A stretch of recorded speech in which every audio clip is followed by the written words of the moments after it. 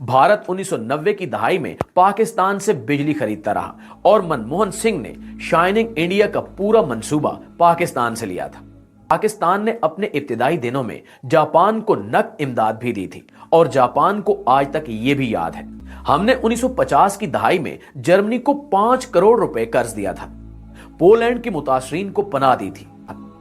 Saudi अरब में 1970 तक पाकिस्तान से ज़कात जाती थी और सऊदी शहरी खाना काबा में पाकिस्तानियों के रिज्क में इजाफे के लिए दुआएं किया करते थे। यूएई की तरक्की में भी पाकिस्तान का अहम किरदार था।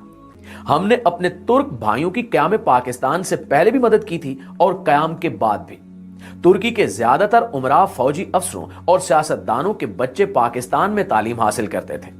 हमने इस्तांबुल में पहला बोइंग त्यारा उतारा था और तुर्की ने इसके लिए एयरपोर्ट पर नया रनवे बनाया था और पूरी काबीना इसके इस्तकबाल के लिए एयरपोर्ट आ गई थी।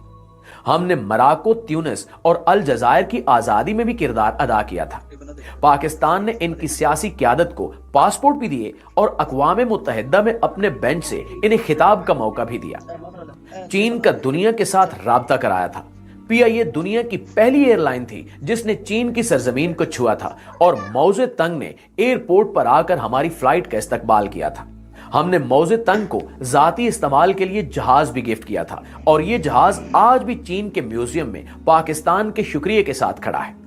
चीन और अमेरिका का पहला राब्ता और हेनरी किसिंजर और सदर रिचर्ड निक्सन के चीन के पहले दौरे का इंतजाम भी हमने किया था।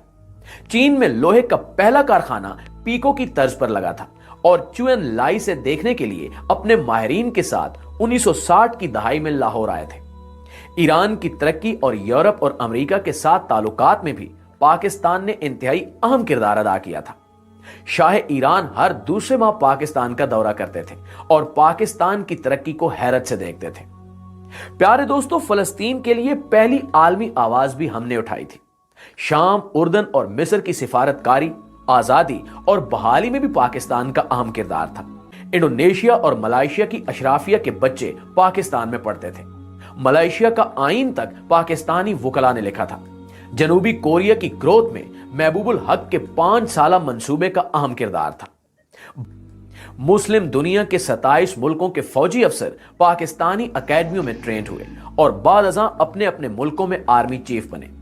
यूएई के फरमारवा ज़ैद बिन सुल्तान अल नहान 1970 की दहाई तक पाकिस्तान के दौरे पर आते थे तो इनका इस्तकबाल कमिश्नर रावलपिंडी करता था।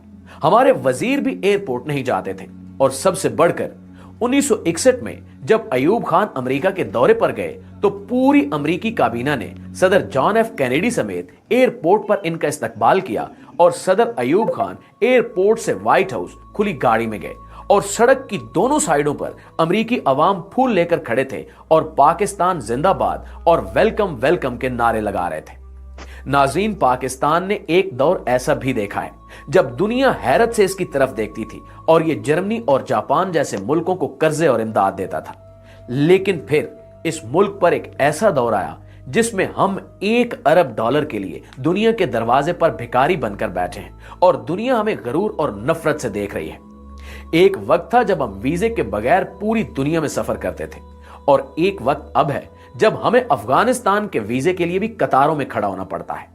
ऐसा क्यों हुआ? क्या हमने कभी सोचा? हमें मानना पड़ेगा कि हमने बड़ी मेहनत और जदोजहद से इस मुल्क को तबाह किया है। हमने इसकी इज्जत और वकार को एड़ी चोटी का जोर लगाकर मिट्टी में मिलाया है। मगर सवाल फिर भी वही है कि क्या हमारे पास वापसी की कोई गुंजाइश है? जी हां, अभी भी वक्त हाथ से नहीं निकला। हम ताहाल एक कौम हैं और हमारा जोग्राफिया भी बहाल है। लिहाजा हम अगर आज भी नींद से जाग उठें, अपने हाल पर आज भी रहम करें तो हम 10-20 सालों में दोबारा इस लेवल पर आ सकते हैं जिस पर हम दूसरे मुल्कों को इमदाद और कर्ज दें। जी तो